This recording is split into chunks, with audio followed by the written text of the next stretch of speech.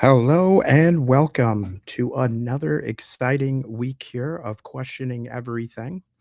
Tonight we are on episode 26, a staged past and a blinded present.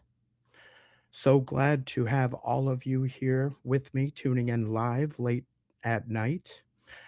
I do apologize for my absence the last two shows. I had a little bit of a flu. Wasn't too bad, but my voice was quite raspy for quite a few days and quite a few days after getting over it as well. Appreciate all your guys' suggestions and remedies and thoughts here. Apologize that I didn't have a makeup show. I was going to try and have one either Saturday and Sunday, but to be honest with you, the weather rarely cracked at a beautiful 60 and sunny here in Wisconsin. So got out with the kids, got out with the oldest one, hit some trails, some Pokemon going. He's very obsessed with that Pokemon nowadays. But I am here and I am feeling well.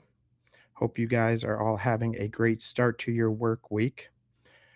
So, like I said in the title here, tonight we're going to be talking about our staged past and how a blinded present we are to it all. Everything that's hidden in plain sight, that's so obvious to those with open eyes, but so many of the masses are blind to see it. So don't forget here to, if you like to be a part of the show, talk about today's episode either before or after the program. If you want to listen to all of the previous episodes, Spotify's a great place to do that. My Discord, if you want to chat after the show or before the show, if you have any suggestions or any submissions, that's a great place. As well as my email here. I'm the improbable dreamer at gmail.com. If you want to go on the show, if you know any guests that want to be on the show here, just tell them to send me an email there and we'll get in touch. Got quite a few great guests potentially in the works here. Hopefully, have something for that on the coming episodes this week. So let's talk about our staged past. I'm going to show you a few examples. There are many. We've covered a few of them in previous episodes, but I want to go over a couple specific areas. I want to show you some beach shots in the 1800s, early 1900s, and see if you can find some of the anomalies that I've noticed in some of them, and talk about the oddities that we see. And then I want to go into a hotly contested topic, the Civil War, the staging of that, the complete staging of that. And of course, as always, taking your questions here. I see the chat here. Good evening, Kristen. Good evening, Michael. Good evening, Scott. So glad to have you guys tuning in late. All right. So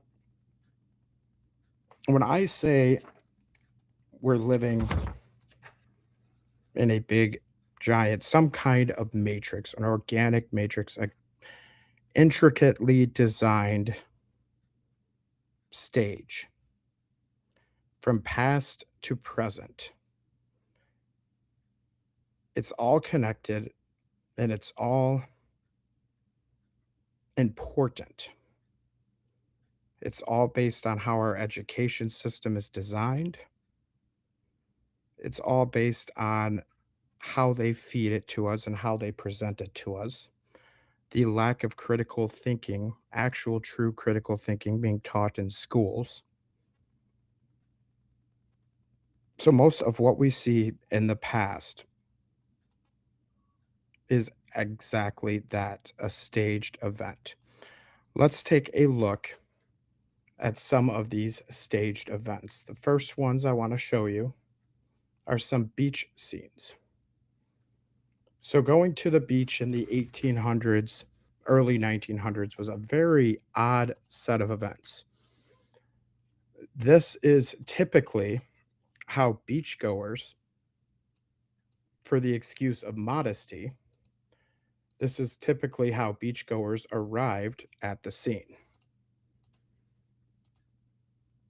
And wait for that to pull up here. So they were called modesty carts, essentially. Um, Horse-drawn carriage with like a little outhouse looking box in them. And people would arrive to the beach like this. I have many different theories onto why that is, least of which is that they did it for modesty. Sorry, my screen's being a little slow to pull this up, guys. Bear with me.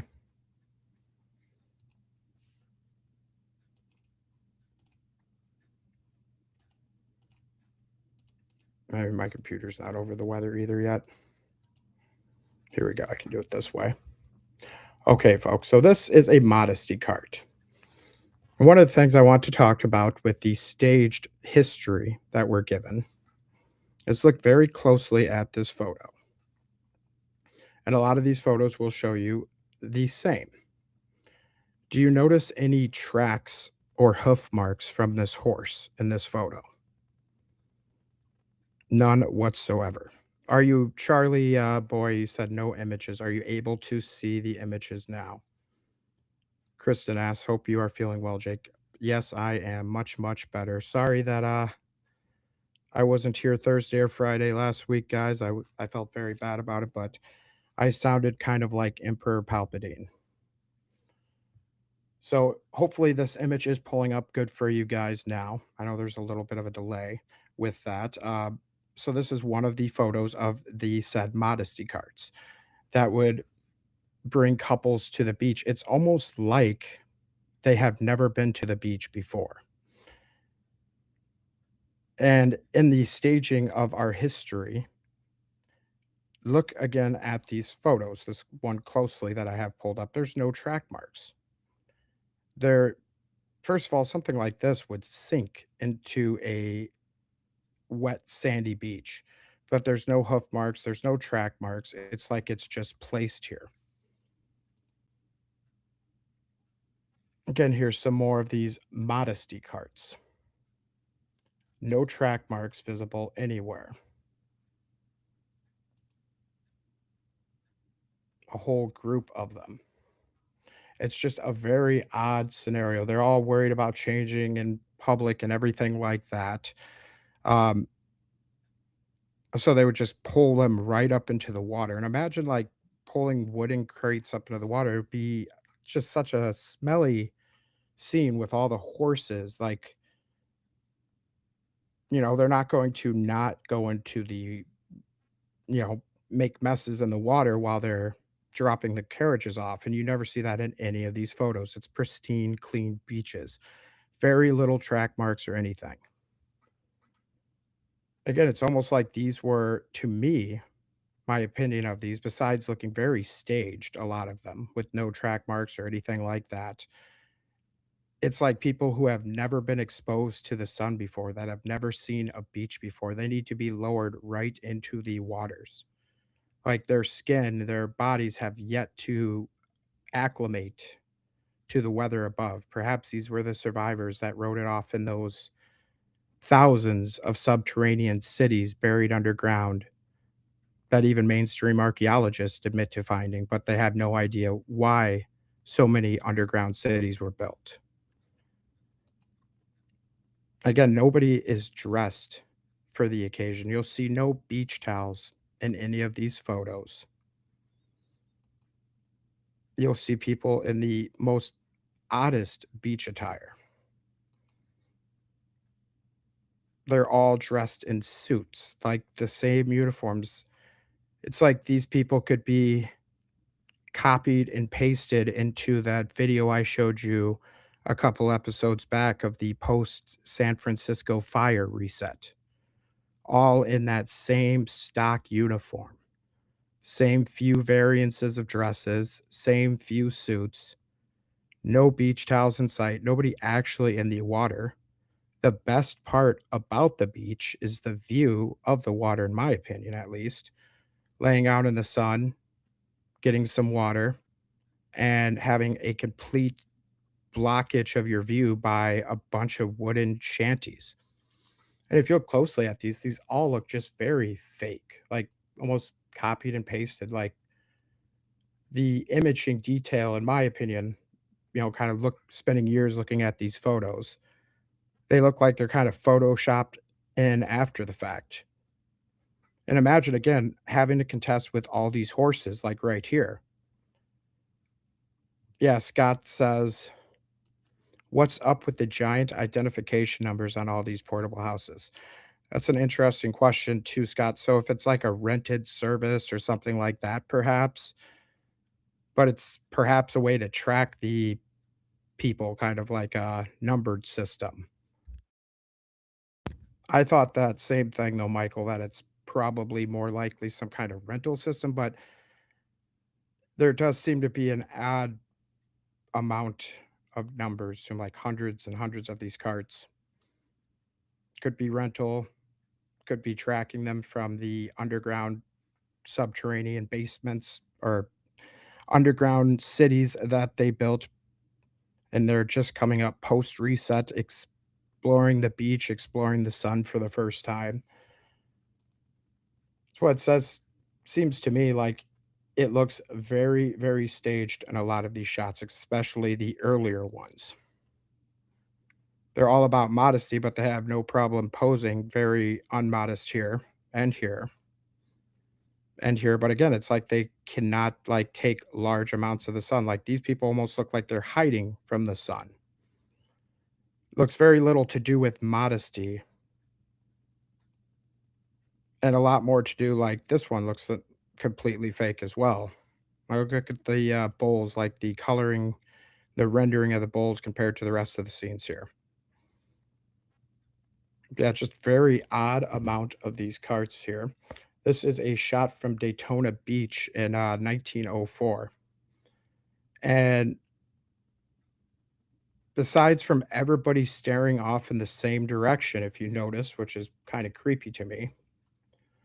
Again, look at the lack of like hoof marks, horse trailer. You see like little lines, they almost look like they're added in. There's no like big upturning of the sand anywhere. And everybody in Daytona Beach, Florida, and I don't know if you guys have ever been there, but it is hot and humid 95% of the year. You're not wearing a heavy woolen suit in the middle of Daytona Beach. You would die.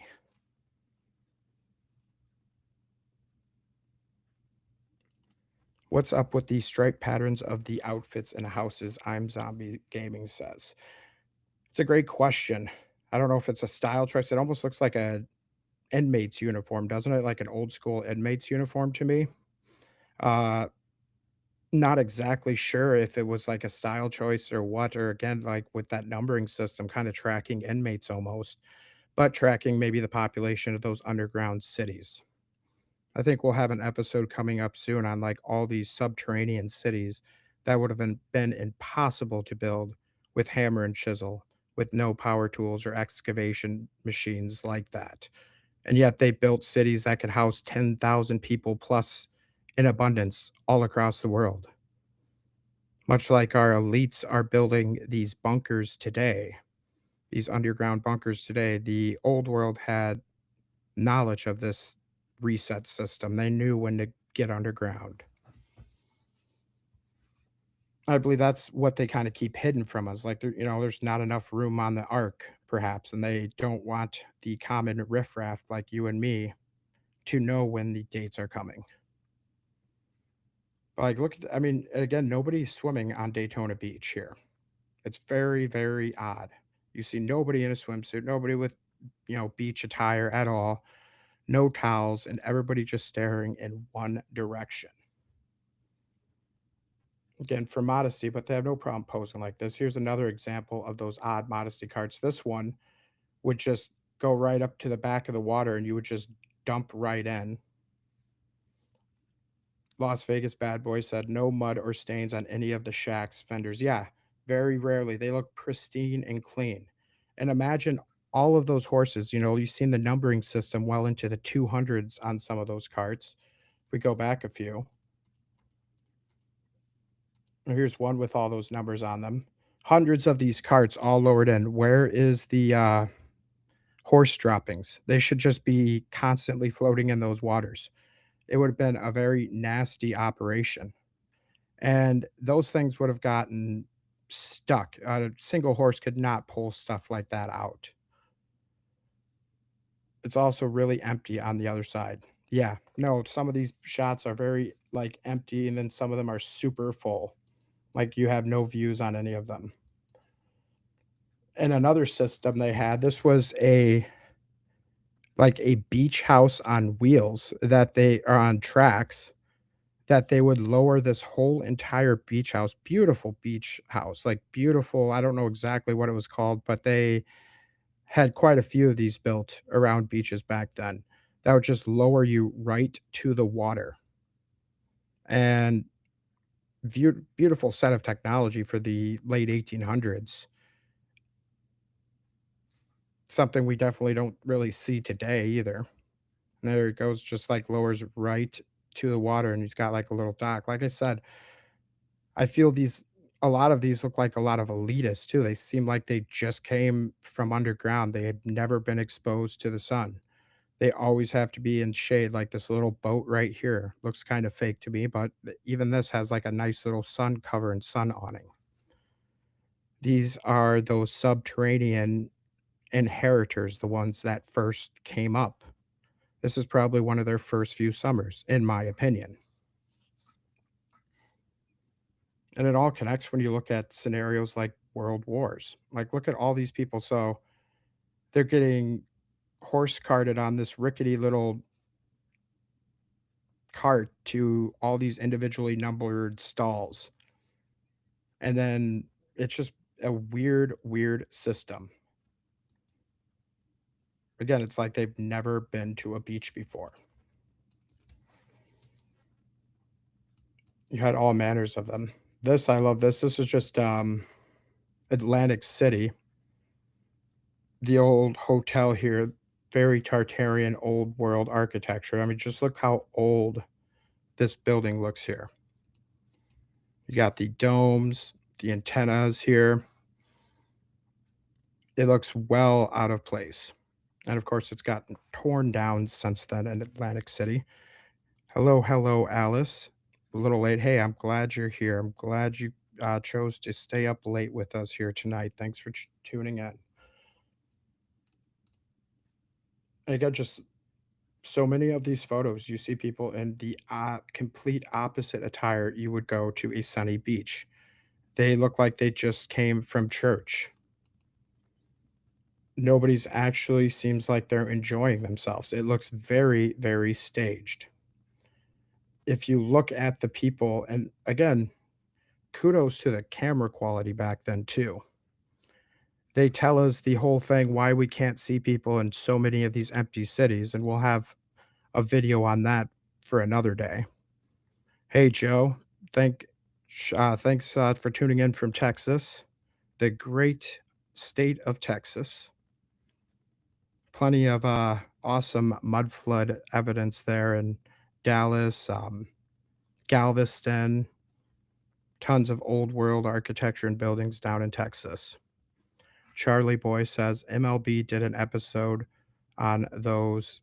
MLB, is that the My Lunch Break gentleman? I've seen a few of his clips. I haven't seen like any of his full episodes. I've seen a few of his clips being circulated on like TikTok and stuff.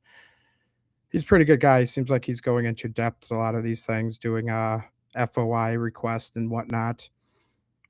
But if you look at these faces, like I was saying, kudos to the old world cameras. They're better quality when you zoom in than even some of our smartphones now. I mean, look at how clear you can zoom in on this. Very, very great resolution. But look at everybody. It's like they're trying not to look at the camera, but they're doing a poor job at it. This guy gets caught doing it right here. Good old cowboy Jim. But they're all trying to like look away from the camera. Nobody's actually enjoying the beach. Horses with no horse marks. There's no like actual, like, if you were to drive this in the sand, there would be clear, like, trenches from these thin, narrow little horse and buggy wheels. Scott says every picture has the same photographer angle in the background when taking pictures of people looking the other way. Yeah, exactly right. Michael says, speaking of FOI requests, any updates on yours sending new ones in? I did do an update about a week or so on those. Basically, what I was expecting, I got no responses despite there being a clear deadline. So I resent them both, sent them by letter and by email as well. Hopefully, I'll get something. My next step is paying the extra and getting like a certified letter, like certified delivery, where you have to at least have them acknowledge it with a signature. And if I keep getting a paper trail on that, Michael, hopefully I'll get somewhere. But I'm not holding my breath to get anything back. The best way to get any of this information back is just independent digging, like we've done so well here in this community. Keep digging at the local level, keep poking around in your areas. Independent exploration done safely and effectively, of course. Don't trespass on anywhere or anything like that. But that's where a lot of the information, a lot of the pieces to this puzzle is going to come from. Yeah, it does kind of look like an electric car. They had so many electric cars back then. I got a video from San Francisco I want to show you pre Great Fire slash Great Earthquake. And you'll see so many of those electric cars, like way outnumber gas powered cars. And that was another reason for this big reset around that period. Um, they had to switch from the electric powered cars, a lot better, more efficient cars than they have today. I truly believe that. They had to switch from that to the gas powered, gas dependent, oil dependent vehicles. And as you see right now, our gas prices are just shooting up because everything in this world is dependent on petroleum. So now we have another conflict that I'm sure all of you guys are just great fans of in the Middle East that nobody signed up for, nobody wanted. And it's causing everything to go up and it'll keep going up too. Petroleum prices affect everything. Having a big history in, the shipping industry, shipping and manufacturing industry, petroleum prices affect everything. All your goods are going to go up because of this. And it's infuriating because there's so many better ways. So many better ways and it's intentionally shelved. Charlie says the fires are still in full flow. One in Glasgow mysteriously burned the other day. Yeah, they don't have the great fires like they used to. Not as much. They can't probably get away with quite as much of those. But now they just have these mysterious fires on all these historical sites. A lot of churches and stuff all seem to burn. Just going through some more of these photos of the beach here. None of it looks like a day at the beach. Nobody's in any type of beach attire. You don't see a single beach towel or anything like that in all of them.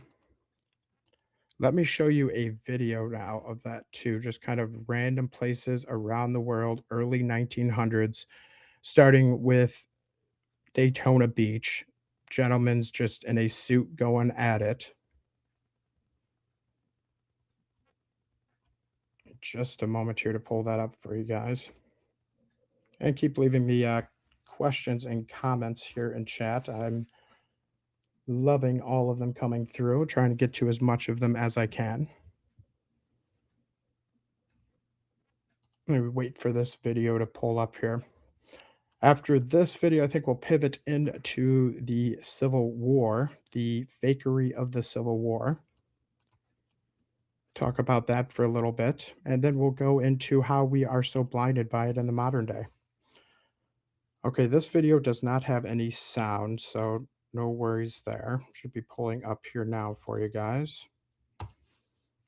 This is just kind of a couple various scenes at the beach, kind of like what you were seeing, but a little more video wise. Okay, this one is in Palm Beach, Florida, 1920. Tell me if anyone's going to be in a suit like that in Palm Beach, Florida, in 1920 or anytime. The last photo had some random advertisement for alligators. I'll check that out when we go back, Scott. I'll see what the last photo was. I still have it pulled up. Just look at this. Like everywhere you go, it's pretty much the same. They're all in suits and ties. Nobody knows how like to beach. But it's literally like their first day at the beach. This is nothing to do with modesty or oh, this is just how people dressed back then. No, like the awkwardness, the very staged pageantry about it. Yeah, that guy did the old guy at the beginning, he did look a little mortified by his wife. Exactly. You're just laying right in the sand in a nice, beautiful dress. Like, if you dressed so stylish, so exquisitely in everywhere you went, you would think you would have some foresight to bring a towel so you don't ruin your beautiful dress. And as you see a little bit as they go further ahead in time, they get a little bit better dressed. This is Ukraine, the 1930s. This is a little more like a beach you would see, you would expect to see. Perhaps these people, this isn't their first beach. They don't look quite of higher class as the rest of those look. The other ones, it looks like literally the first time they've seen the sun. Already trained to be afraid of the sun. Yes, Scott, you're absolutely right there. So yeah, that's just a little video here.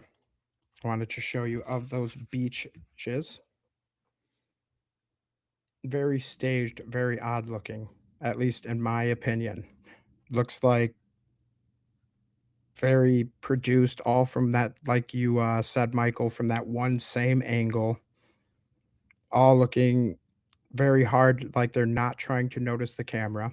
And I get cameras were supposedly a new thing back then, but even still, it looks very much to have like a whole, like hundreds of people like trying to awkwardly avoid the camera. It's like, why would you need to have hundreds of people all being aware of the camera at the same time? If that makes sense.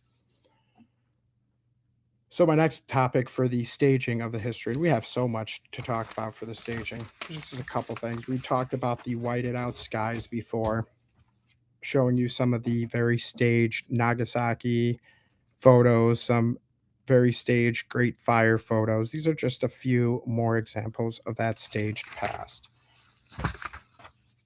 So the Civil War, let's look at it through a bit of a conspiracy lens. It starts when you look at it from a conspiracy side, it looks a lot less like a bloody brother against brother showdown and more like the biggest theater production in American history. Here's why some folks, myself included, say it was faked, staged, or at the very least, massively rewritten. And no, I'm not saying zero shots were fired. I'm just saying that the official story doesn't add up. Let me know if you guys agree here. Bear with me. I'm just pulling up some of these Civil War photos here, waiting for them to load. While I'm waiting for them to load, let me know in the chat, guys. Do you guys believe the Civil War was real or fake? I'd like to hear your guys' initial thoughts here, and I'll ask again in the chat after I kind of go through the presentation. But officially, you have no battlefield photos in the Civil War. All the photos you have in the Civil War are staged, despite them having battlefield photographers with them. They didn't actually photograph the real war. They would just stage the infantry, stage the men in poses, various poses. This is one of my favorite examples of such. So you have one of the bloodiest battles in American history, brother against brother, right? But let's all take time to pose and stage for photos. This is a very staged medical photo scene. This guy getting pushed into the cart, he has both his hands in his back looking up at the camera. Everybody's trying not to look at the camera, but you'll see several of them ups looking at the camera. This guy laying on the ground looking at the camera right here. These guys carrying this guy in, trying to look sleepy. This guy's, oops, caught looking at the camera there. This guy's trying to give some orders, but look at how clean everybody looks too, even the injured soldiers. No dirt, no muddy pants, all look very clean, no muddy shoes or boots. Even the tracks on the horse cart, again, you see no trails, no cart marks from the horses, and the wheels look brand new. I mean, it looks very, very staged, and they admit that they are very, very staged. Nephilim Hunter, just a war to tear down the old world in the US, and that's exactly what I believe that the Civil War was all about. It was exactly that. Even the main top photographer of the Civil War, Alexander Gardner, admitted to moving bodies for artistic effect. This is one of the ones that took some of the most famous photos of the war that you'll see. And everybody just looks very posed, looks like they haven't been in trenches forever. A lot of these people are again in these suits. It's almost like these are the narrative enforcers, right? Like the directors of the scene. See several well-dressed suits, the rest of them in some type of military garbs, but again, all of them looking very clean for people that are in the trenches constantly.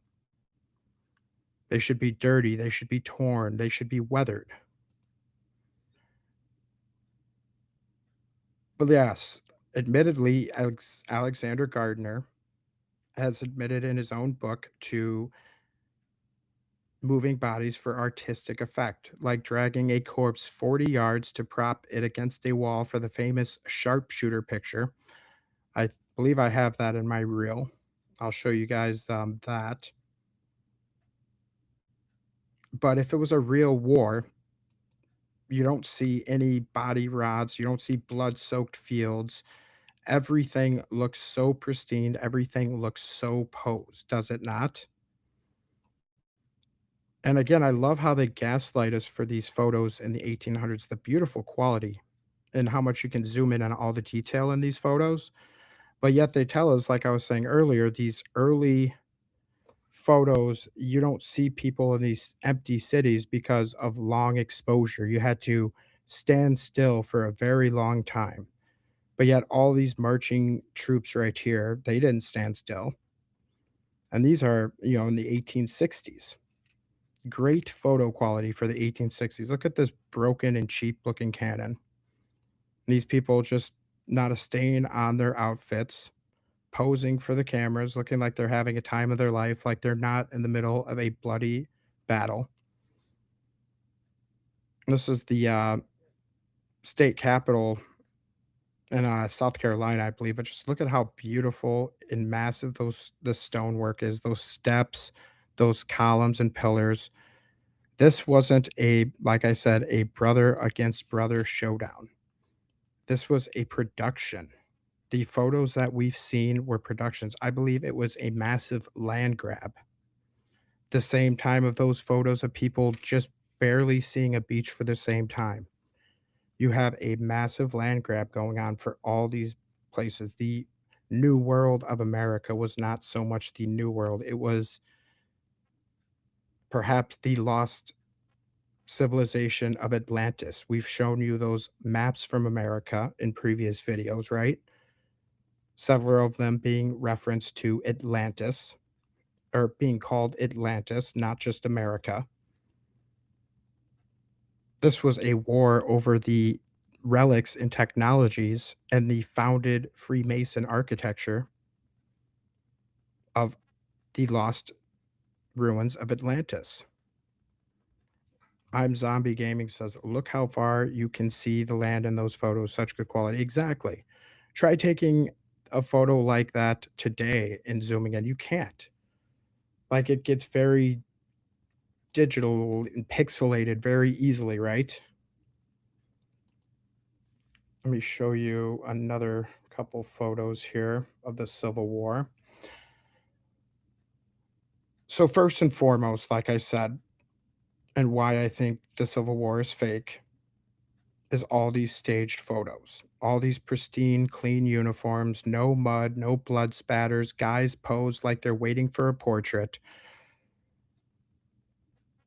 The Tartaria crowd, the second point here, the Tartaria crowd says, like I was telling earlier, the 1850s, 1860s weren't just war.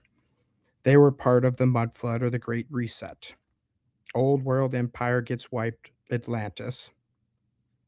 Free energy, star forts, all of that tech just scattered around for the taking. Same why you see all these great cities that were just buried like Rome and stuff at the same time period as events like Civil War being taken place. Egypt was getting unburied. Rome was getting unburied. Rome that was supposedly abandoned for centuries. Wouldn't there still be a trail from car what from, like, the car? You're talking about, like, some of the cars? I mean, they're staged some of these photos look outright staged to me, Kurto. Some of them look like staged aspects. They all look, like people being gathered in, like, a big group pose, like a big, if you ever had, like, a big giant school portrait with, the whole school outside. It looks very, like, faked and staged and propped up to be portrayed as everyday life on the beach, right? That's kind of the point. I mean, not like an outright stage, like a studio, though I do see photos that have evidence of such. Very much looks like, to me, most of it looks like I told you guys my previous video or my previous episode, a lot of this history just seems like it's AI slop. Like it was written in an instant with some AI prompts. And when you look through it with a skeptic lens, which is how they directly make us not do with most of this stuff, they tell it to you in the most driest, boring way possible in school. And you never want to hear from it or see from it again. Nobody really ever takes the time to do any independent research after they get out of school when it comes to history class. Even fans of history like myself, I was a big fan of history. Like history class in school was one of the most boring subjects to me. It just was. It was just every way they presented it, it was so dry, so boring, so bland. They want that so you don't take the time to look into it. You don't take the time to ask questions. You just get a bunch, like with the Civil War, I was always excited as a kid when like the Civil War arc was coming or like World War One, World War Two. But it was like a week-long chapter that would just cover over bland basics, and you'd have to like memorize dates and events of certain battles or certain like charters or treaties being signed. You really get into none of the thick of it. And by the time you get through with it, you're never going to like pick up a history book or something outside of school and want to find the time. That's how they thought most of this would be. That's why the awakening process is so hard to stop because all of these photos, all of these historic stories that we've given, they're all paper thin like the books that they're written on. And bottom line, the moment you start looking through any of these stories, any of these wars, they're all just they have more holes in them than Swiss cheese. Every photo looks staged in a way like this, like all these cannonballs perfectly stacked like this. They all look very fake. Very fake. This is a ammunition ground of the North here in Washington, D.C., that photo was. But you're doing a very bloody battle, and everybody has time to pose in front of these cannons like they're taking a high school yearbook photo. And everybody is completely clean dressed. If you see any actual soldiers in trenches and stuff, digging out trenches, digging out forts, they're not cleanly dressed like this. They're not taking time to take photos like this.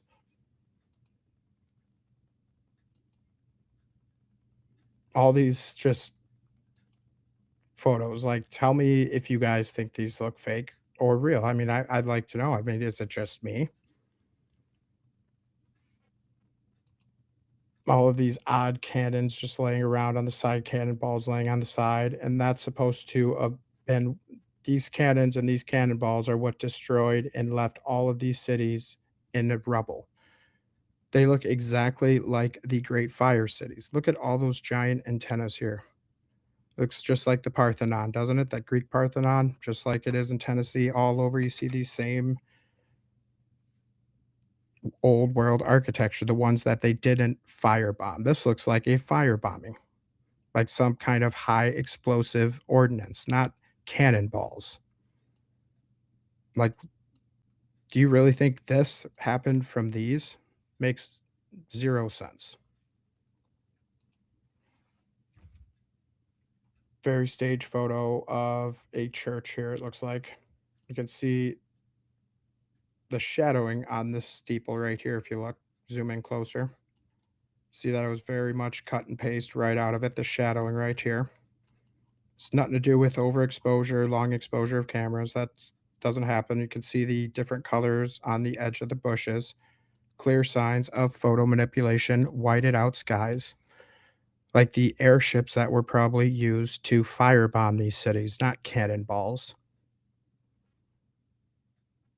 So, like I said, this was a fighting of a post reset division of land, dividing of land. It wasn't a unified front, at least not at first. Now it seems like we're pushing more and more towards a globalist type style agenda, right? But before that, it wasn't like that. It was a land grab, a power grab. Knowledge is power, and the knowledge of the old world was ripe for the taking. Once the floods receded, the waters receded, and all it was is just muddy ruins.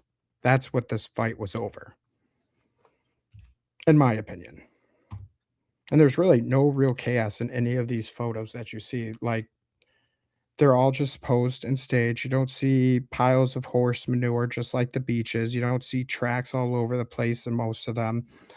You don't see messy uniforms. The Civil War camps here. This looks like piles of building material that they use. I mean, just that they'll try and reuse to repair these buildings. Like, look at some of these ruins. What are they?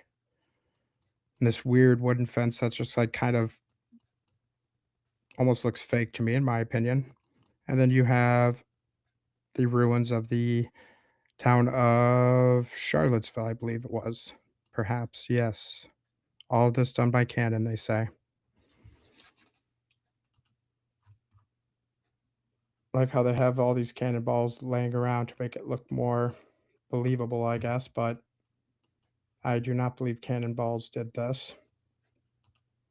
Much like I don't believe a cow tipped over a lantern for the Great Fire excuses either. Lincoln flooded northern border with Peruvian soldiers who brought cannons that used shells and also the Gatling gun and tech to construct USS Alligator.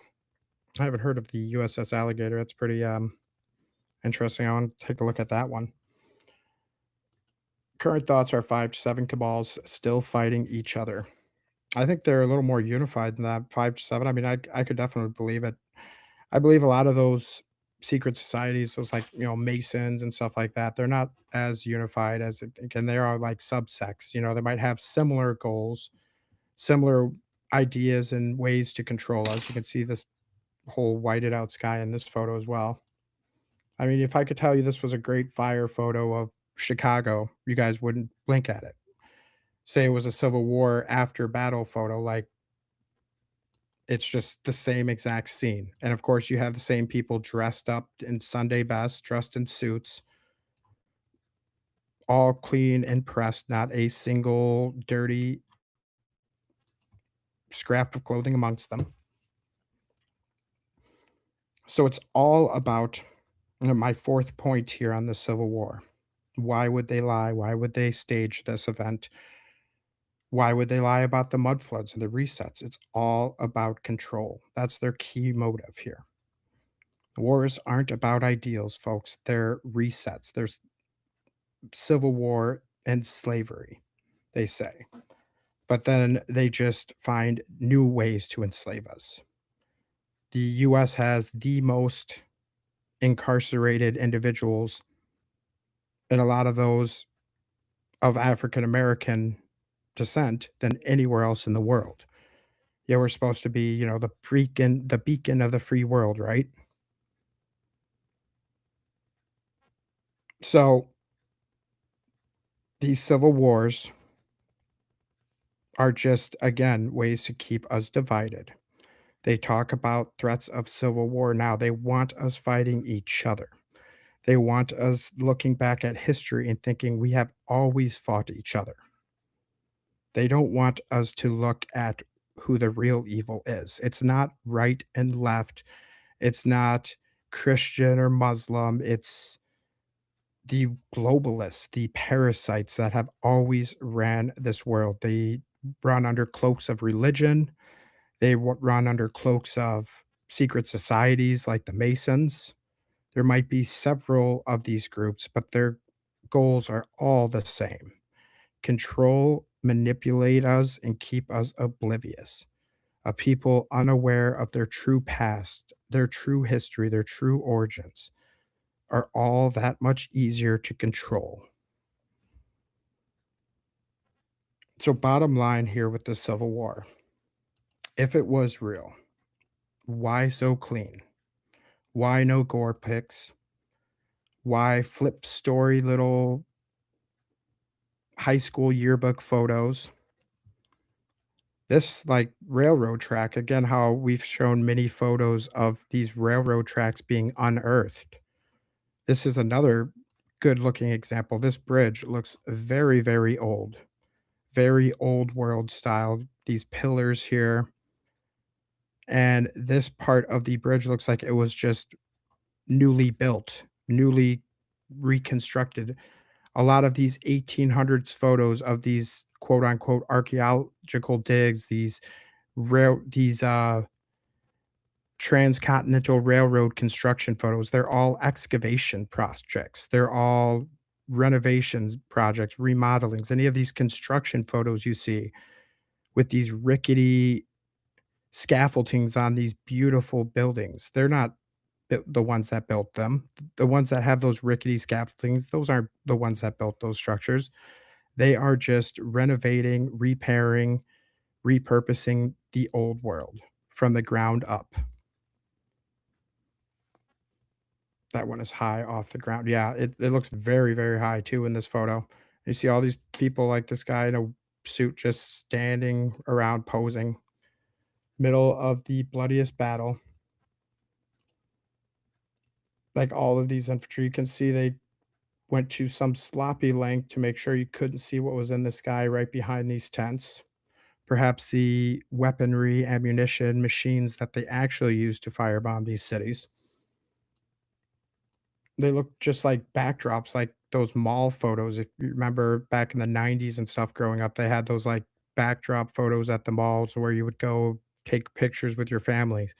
That's kind of what this looks like. Again, they all look like reenactors. Like if you ever went to Civil War, World War II reenactment, these look like they just came from the cleaners. It looks like they haven't been camping out in the wilderness, surviving some of the muddiest, bloodiest trenches in American history. This photo here, look at you got the Freemason. You just notice this symbol in a lot of the photos, don't you? The little hand in the jackets, that masonry, that secret society symbol that you see so prevalently. Of course, both of those men would be right in between Mr. Abraham Lincoln here. But I mean, Lincoln, he looks like a bad wax figure of himself. To be honest with you, it's just this whole thing looks very, very fake. Look at the contrast of the photo. You see how good the details of these pictures are. How much you can zoom in on some of them, right? Look at the contrast between the tent, Lincoln, all the objects above, and how closely you can zoom in on everything here. But the background, it looks like a background from a mall photographer, does it not? It just looks like completely different contrast right in our faces. Oh, yes. And that is all by design, Zombie. They have to show you the plot. They have to show you who they are, even if they don't directly, it's indirect disclosure. It's all part of their karmatic system. And I've told you this world, it's ran by demons, it's ran by evil, and they want to bring you down to their level. They want your soul. Whatever religion you believe in, folks, it's truly a battle of good versus evil out there. And evil wants us blind and oblivious to all of this. Maybe the railroad has been around a couple hundred years before what they told us. It might help explain how they brought so much materials to build towns so quickly, like star forts. Yeah, absolutely right. Not just railroads, but the infrastructure, the logistics that would go into unloading those trains. Because those trains, even if you have a track in the city, it's not going to be right to those build sites. And those little tiny rickety horse and buggy carts that you see are not the ones that are delivering those hundreds of tons of materials to these sites to be built in less than a year's time. You have to have some heavy machinery to lift those. I believe airships were also a big hand at building a lot of these places, especially some of these remote cities. So here's that's just some of the Civil War photos out there. There's hundreds and hundreds of photos. I encourage you guys, as always, questioning everything, including what I tell you guys as well. Look at the Civil War photos yourselves. Look online, go to the Library of Congress.gov and just type in Civil War. Start looking through albums and choreographed materials that they have. That you'll see just how fake they are. Like these aren't just cherry picked photos.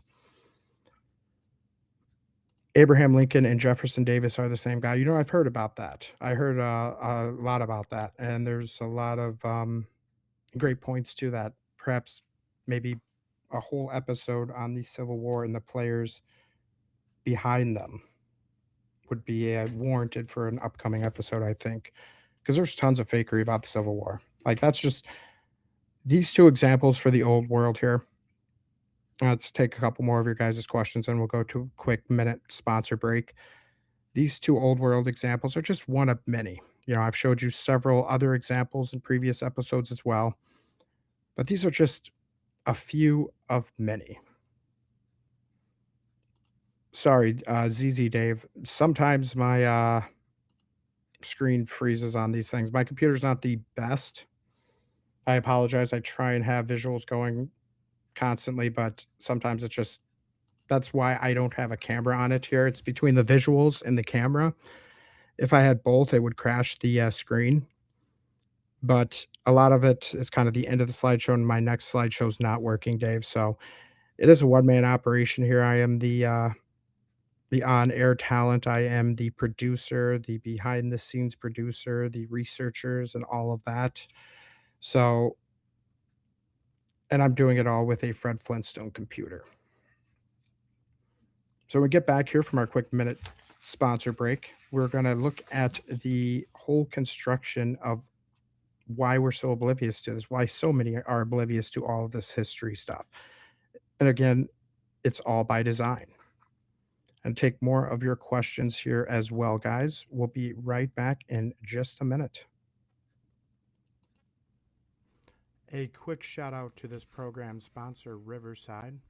If these live shows sound smooth and clear, that's Riverside making it happen. Killer audio, zero hassle, and it works every time, even on long nights like tonight. I've tried a bunch. this is the one that actually delivers.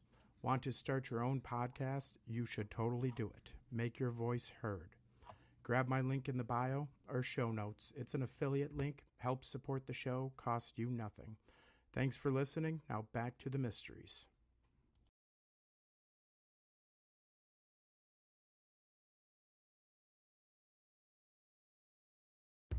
All right, we are back here, folks. So, how have they gotten away with this for so long? How have they left so much of this stuff hidden right in plain sight? That's one of my biggest used lines outside of questioning everything. It's hidden in plain sight. And it's really because that's exactly how they've done it. Not just part of their system, but the easiest way to hide stuff like this is hiding it in plain sight to an oblivious populace. Those unaware, like I said earlier, of their true history, their true capabilities, their true potentials, are all that much easier to trick, manipulate, and control. And that's how they're able to hide it in plain sight. Simple as that. Um, it's been an ongoing effort since standardized education. And that's one of the points I want to start with here for how they've modernized, how they've done this to us to this day. So, standardized education, that's the real long game. Not about learning, it's about control. Let's break it down here. Back in the late 1800s, America had one room schools, kids of all ages, teachers teaching real skills, critical thinking, even Bible or classics. No school bells, no rows, no sit still and shut up. Then the Rockefellers stepped in. John D. Rockefeller, the oil baron at the time, the rich oil baron, hated that concept of school. He saw factories booming and he needed workers who wouldn't question, wouldn't unionize, wouldn't unionize, wouldn't think too hard. So, in 1902, he funded the General Education Board. He dropped $1 million into this upfront. And in today's money, that's $37 million he dropped. He eventually ended up pumping in a total of $180 million into this General Education Board. Built thousands of schools, especially in the South, black schools, rural ones, but with strings. His advisor, Frederick T. Gates, this is a real quote from him himself. Frederick T. Gates says, "We shall not try to make these people or any of their children into philosophers or men of learning or men of science. We have not to raise up from among them authors, orators, poets, or men of letters. We shall not search for embryo great artists, painters, musicians, nor lawyers, doctors, preachers, politicians, or statesmen, of whom we have an ample supply." So this was talking about the masses that were to be taught in this new standardized education system. Again, that quote alone, that's not philanthropy. That's straight up a blueprint for obedience. They don't want you to be doctors. They don't want you to be philosophers. They don't want you to be men of science, unless it's their science, of course. They want the general masses to be nothing more than factory workers. When was the Wild West? Lenny says, I think the Wild West is a lot of a staged event. They make it sound like it's some backwater place, but you look at what the buildings they were building in the South, in the supposed Wild West region, it was just as grandiose, just as beautiful and massive. They say it was a lot smaller population, but the same Greek Romanesque architecture style, right? So I don't believe there was a Wild West, just like I don't believe there was a Dark Ages. The Dark Ages was the golden age, the 1,000-year reign, perhaps even. So, this system here, this standardized education system, was bred for one purpose. Oh, like I said, obedience. It was modeled after, actually, a Perusian system in 1800s Germany, where schools were factories for soldiers and workers. They sat their desk in rows, bells after every hour, wrote memorization, no questions. Horace Mann, who brought it over in the 1840s to America, it's called common schools for control. And what Rockefeller did with the standardized education, the General Education Board, was he scaled it up. The GEB pushed vocational training, learn to punch a clock, not to dream, no philosophy, no history that bites back, just enough reading to read signs, math to count wages, and science to fix machines. That's essentially all they want us to know. They don't want you to learn the real, true nature of this realm.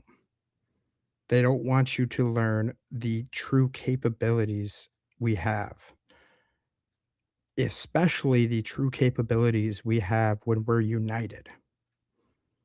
Their biggest ongoing thing, not just the dumbing down of our education, the cutting away of our ability to have critical thinking, to problem solve anything without being told what to think or do. It's control of us, dividing us into smaller and smaller groups, always fighting each other, never looking at whose boots really at our neck. And that's what they've been able to do quite successfully.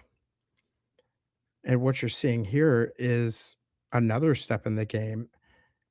What our ancestors once built, what beautiful worlds we inherited, they quickly erased,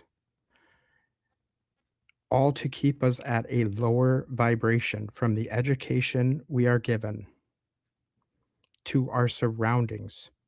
The surroundings of the past, not built by horse and buggy and carriage like they want us to think, was a world that truly uplifted and inspired them, kept them at a higher frequency and vibration. Now we build soulless glass boxes, folks, and we tear down beautiful architecture that should have survived thousands of years and replace it with ugly, characterless strip malls. Look, you have a Skechers, a Shoe Zone, a Foot Locker, all in one strip. Glory be. We are truly at the most advanced time in our lives, aren't we, folks? We can get 3 shoe brands in one strip mall, and they're probably all made in the same sweatshop factory, right? Zombie Gaming says, "Even doctors are slaves. They can't really do what they want." No, that's absolutely true, Zombie, absolutely true. The standardized education board, it wasn't just elementary, intermediate schooling, it was colleges and universities.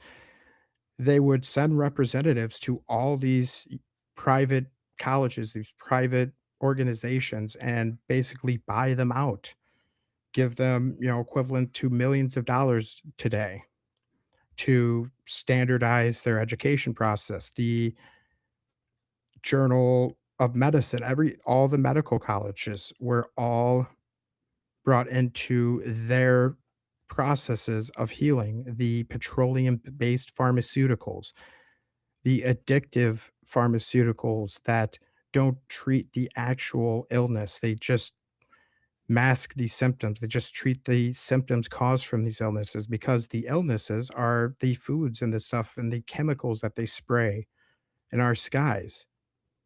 So, of course, they don't want you cured or not affected from that. They just want to mask the symptoms, and then you get addicted to it. Then you need more pharmaceuticals.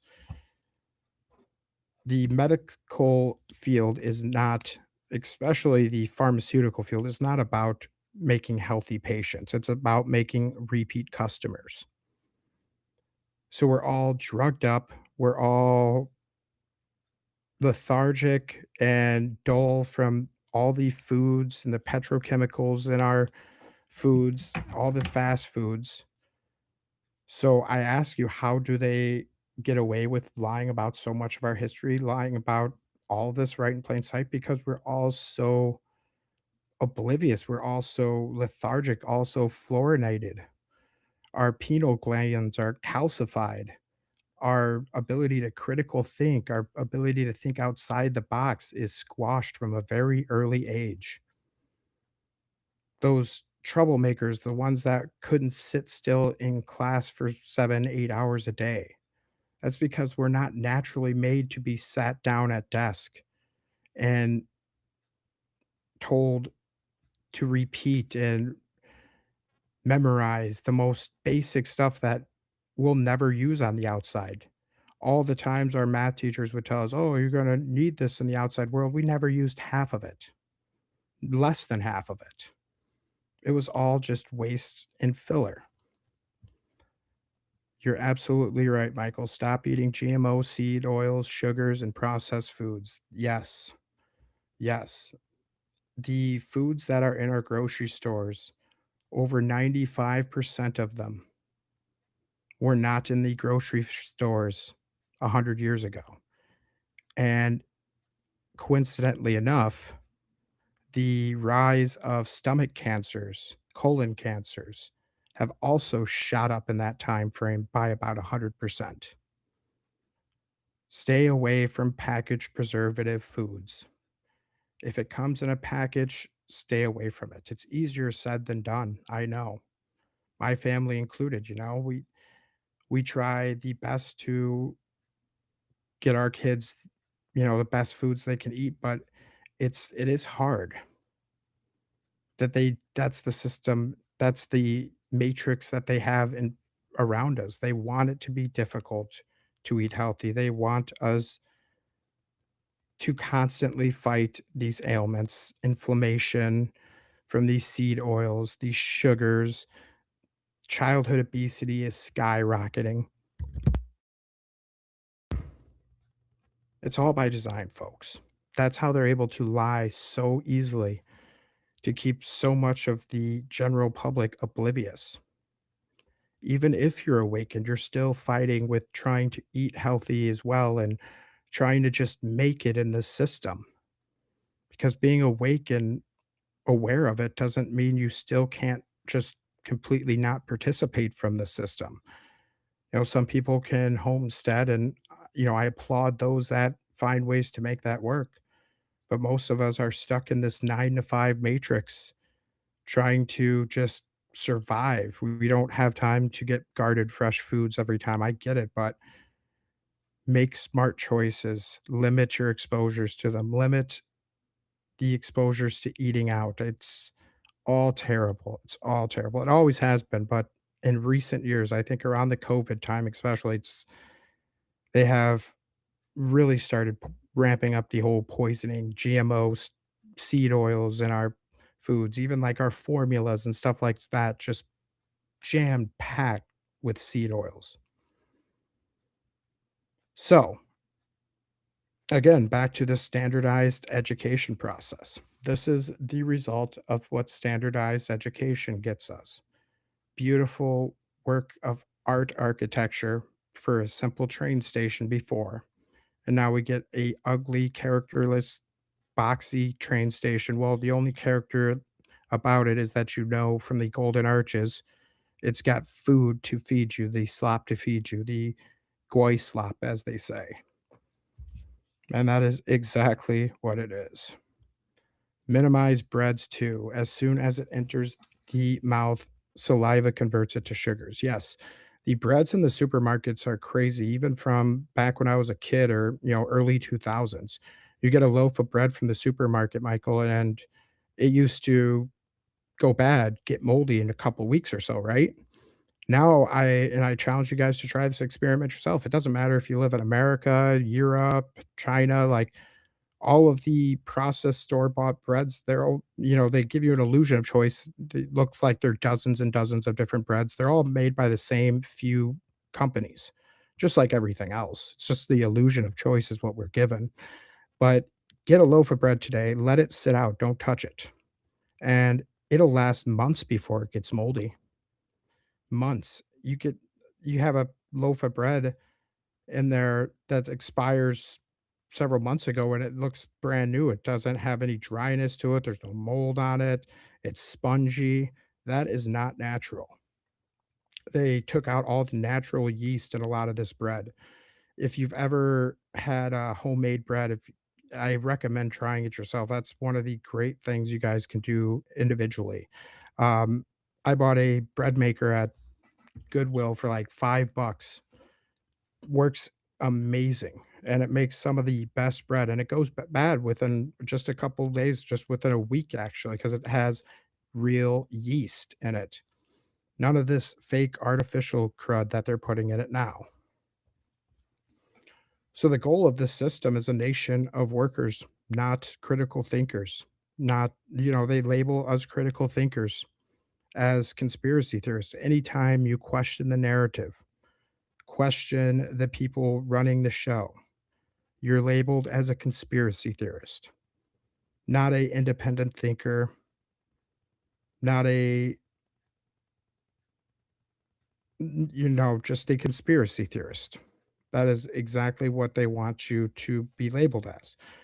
So you're basically become a pariah to the normie masses, the NPC masses that blindly and obediently accept this education system, never question the narrative. Those are the good little worker drones that they want. The ones like you and me that have fallen through the crack, they don't want us. They can care less about us. And that's why they label us conspiracy theorists, deplatform us, make us a pariah to the masses for just questioning the narrative. Hey, Nephilim, thanks for tuning in tonight. Glad you enjoyed the show. Can absolutely understand you gotta cut it to bed here. We're wrapping up in about another 15 minutes, but yeah, get some sleep. I'll see you hopefully on Thursday's episode. Sleep tight, sir. Thanks very, very much for tuning in. Like I said, it's a nation of workers. This is what that standardized education system is all about. I don't want a nation of thinkers. I want a nation of workers. That is a quote attributed to Rockefeller.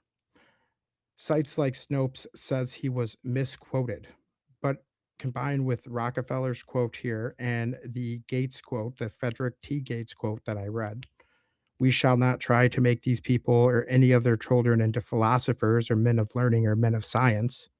It's very clear that that doesn't seem like a fake quote. It seems like very much something Rockefeller would say, despite what Snopes and all the mainstream narratives will say to try and, quote, debunk it.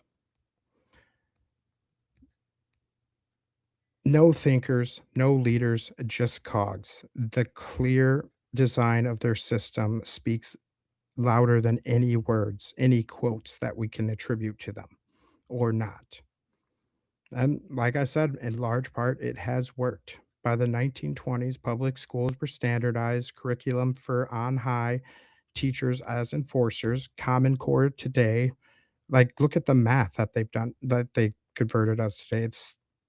It's a mess. They've taken simple tasks like multiplication and division and made it 10 times more complicated and harder than it needs to be for these poor kids.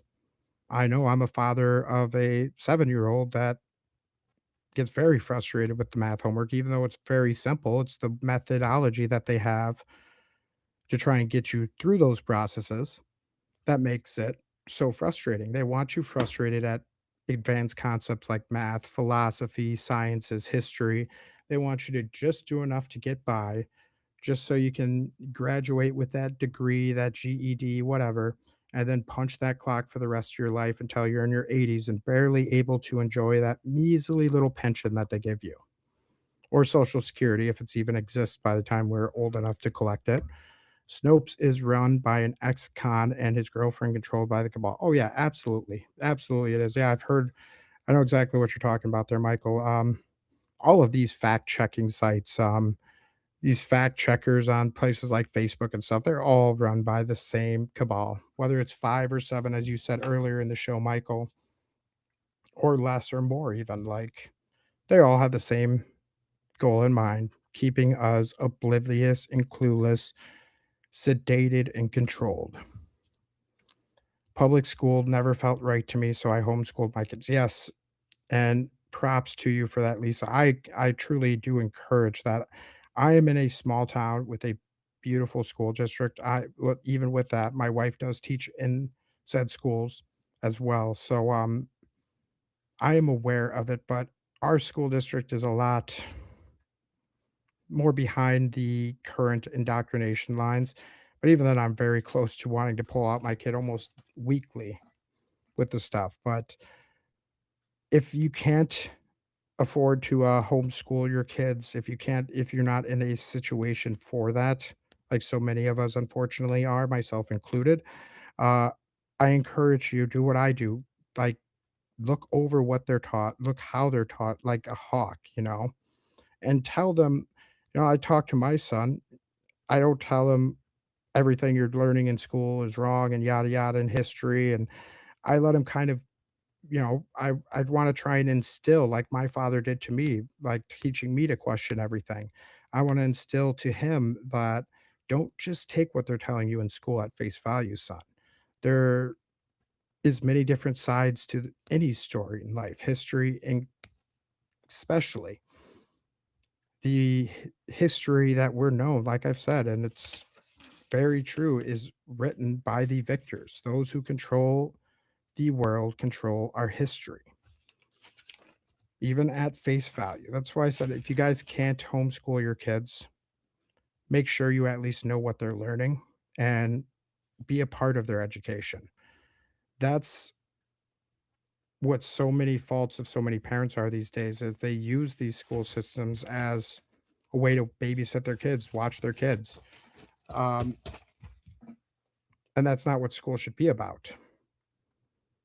It should be about learning. You should teach them that it should be about learning. You should get them excited and the sciences, the world, like, having them ask questions. My son is the most inquisitive kid in the world. I love it. I love it. He's always asking questions. He's got a passion for sciences, passion for space.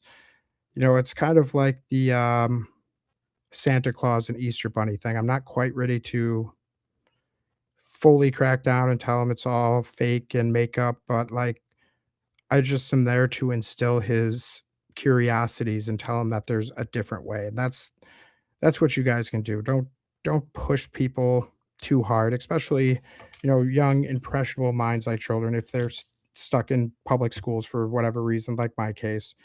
But just nurture and help grow that curiosity and that critical thinking, which is sorely lacking in education these days.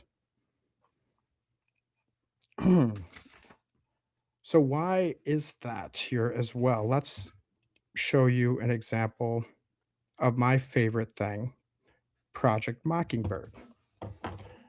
This clip was a compilation from 2020, I believe, a very famous one. I'm sure a lot of you guys know it.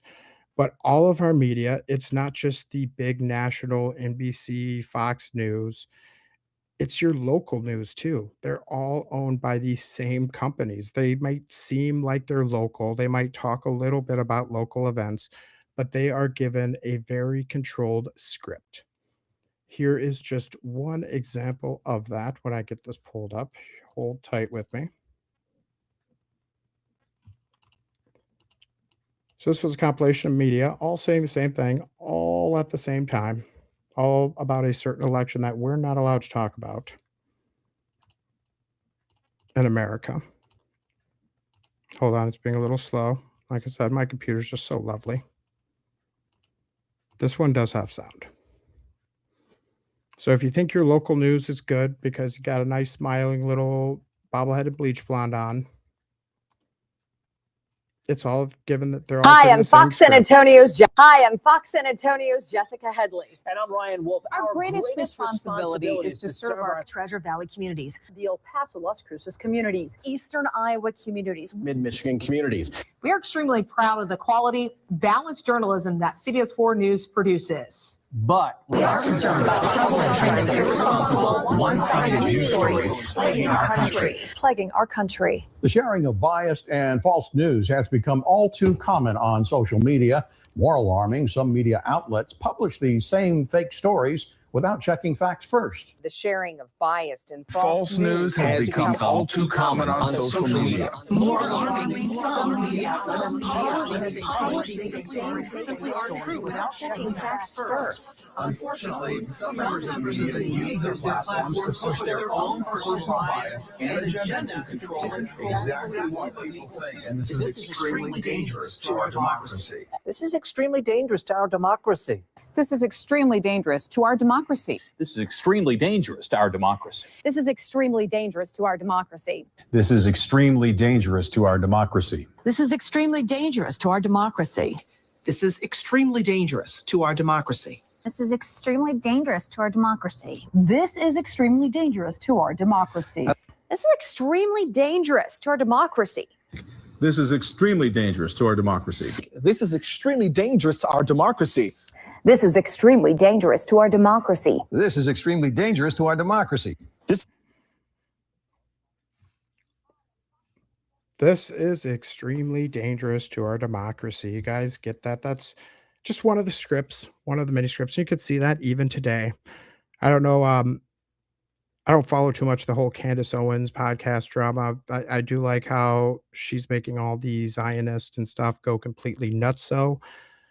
But aside from that, I love how they all have that same script, right? They all call anyone that's questioning the widow Kirk or anything about the widow Kirk is demonic and evil. Everyone says the same line. Like they're all giving the same talking points, the all approved script line. Whether it's local news, national news, Twitter, Warriors, it's all the same. And that whole Candace Owens, Charlie Kirk thing, I don't know what you guys think about that. I mean, nothing adds up from the mainstream perspective. And the only person I see anywhere that's getting any traction covering it is Candace Owens, and everyone's attacking her for it. And anyone that's attacked for just asking questions, like that's somebody you should kind of listen to a little bit. They don't want you to hear what they have to say. They want you to think they're evil and demonic. They want you to think people like me are just crackpot conspiracy theorists, despite the hours and hours of research people like me put into it.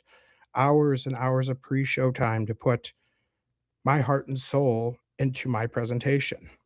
Do I get it right all the time? No, nobody ever will. I'm just here questioning things. I'm not making any definitive points either way. I'm just showing you my opinion, my thoughts, and my views. The Project Mockingbird, which you're seeing still alive and well today, was a real CIA program that ran from the old Cold War, the early Cold War era, starting around officially 1940 to 1950, through officially the 1970s. They say the Project Mockingbird has been Operation Mockingbird has been since ended, defunded, shut down. But as you see with just that one little clip from one little event of our lives, it's still alive and well. What is exactly Project Mockingbird? Well, it's a CIA program where the CIA recruited, paid, and planted stories through otherwise influenced hundreds of journalists and media outlets throughout the country and world. They would plant fake stories, they would pay top media figures to sell a specific narrative to the public. Officially, from when the project ended in 1976, at least 50 journalists had secret relationships with the CIA. The agency had relationships with major outlets, including the New York Times, CBS, Time, Newsweek, ABC, NBC, Reuters, AP, CoPlay News Services, and many others. The CIA owned or funded front organizations like the National Student Association, Radio Free Europe, and Forum World Features that fed content into the mainstream media, kind of like fake independent journalists, independent news sources like you see today still. So they would pay stringers and freelancers to write favorable articles either about regime changes, any wars they're wanting to go into, or whatever. They would place CIA employees inside newsrooms under journalistic cover. They provided exclusive leaks to friendly reporters, and they ghost wrote opinion pieces and editorials. They created fake news stories planted overseas that were then picked up by US media. And officially, they said it all ended in 1976. But just look at the state of the mainstream media today. Does anyone really buy that it ended in 1970s? No, it is still going alive and well. It's just probably called a different name. It's probably branched out into several other ABC letter organizations, but it's still alive and well. Trust that and take that to the bank. It is just as strong, if not stronger than ever. I believe that's a good point to kind of wrap it up here. Let's take a couple more of your questions and then we'll kind of call it a night. Let's see here. Zombie says, I don't even think they even realize they are being puppets on a script. No, most people don't. I mean, teachers, news, especially local news. Maybe some of the big famous ones. I don't believe you get famous like that, truly famous like that in this world without having sold out in some way, shape, or form, or being connected in CIA or other type of way, shape, or form. Like fame is all manufactured. Like celebrity is all manufactured in this world. But like the local news people, the local teachers and stuff, they don't have any clue that they're being lied to and they're teaching and telling lies. They're just doing their job to the best of their ability. And it's all so compartmentalized in this world. That's how they're able to lie and manipulate us so easily. Very few people hold the keys and the levers to everything in this world. The sources of media, if you get something out there that goes against the media's narrative, you can be blacklisted, deplatformed, demonetized for no reason other than questioning the official narrative. We've seen it in 2020. We've seen it with the elections. We're seeing it with this war now, and ongoing censorship. Like, we are probably the most censored people in history. Just because we have all this digital media and stuff, it's even more easier for them to censor us. Let's see. A couple more questions. Worked in public school for 25 years just for the convenience of scheduled days and vacations off to care for my own kids, but every year was worse and so frustrated. Early retirement. Yeah, and I know a lot of teachers, not just my wife, and they all kind of say the same. It's great hours, great working with kids. They love working with kids and stuff like that, but it's harder and harder and harder each year for them, especially with how much they're limited these days and how much they, cater to these kids. Like, you'll have kids that'll outright like hit teachers or hit other students, and they'll be the teachers will be told they need to have coachings with them and talks with them and de-escalation paths. I remember when I was a kid, you hit somebody in school, you're thrown out, you're suspended for a week at least. No, not these days. You have to basically off somebody to get suspended these days in public school. They just cater to the most problematic kids. And what happens with that is the achievers, the ones that actually want to learn, the ones that actually want to excel, they're forgotten about because the teachers have to spend all the time with the problem childs. All by design. all by design. Discourage the high thinkers, the smart ones, and cater to the lowest common denominator. Well, Thursday's episode, folks. We will be doing much of the same, questioning everything here. And I don't have a exact topic in mind, but I got quite a lot of ideas here, kind of wrapping all up into one. Let me know what you guys want to hear about upcoming episodes. If I haven't covered it yet, or if you want to hear more details about it, a great place to do that in is, of course, our Discord, either before or after the show. It's a great place to chat with. If you have show ideas, if you want to go on the show, if you have any guest ideas, drop them in the Discord or shoot me an email. Love to have you on the show. All my other sites, TikTok, Instagram, Facebook, hit up my link tree. The link is in the bio as well. Appreciate you guys all tuning in live here. Appreciate all your guys' support, your comments, your feedback. It has been a great 26 episode ride, and we have barely scratched the surface on all of the lies and manipulations in our past and present. More at it on Thursday, guys. Hope to see you all there. Thanks again for joining me. And until we see each other on Thursday, question everything, friends. Until next time.